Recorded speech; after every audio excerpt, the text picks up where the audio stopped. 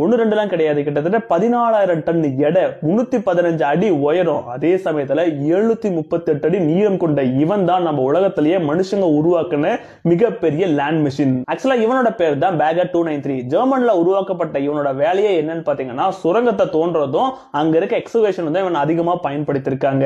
இவனை யார் வேணாலும் ஓட்டிட முடியாது, மினிமம் இவனை ஓட்டுறதுக்கு 5 பேராவது தேவை. அதே சமயத்துல இவன் யூஸ் பண்ற பவர் பாத்தீங்கன்னா ஒரு சின்ன டவுனுக்கு தேவையான பவர் அளவுக்கு இவன் சக்தி எடுத்துப்பான். இவங்கிட்ட கிட்டத்தட்ட 16க்கும் மேற்பட்ட பக்கெட்ஸ் இருக்கும். ஒன்னும் கிட்டத்தட்ட 7 டன்னுக்கு மேல எடையை சுமக்கக்கூடியதா இருக்கும்.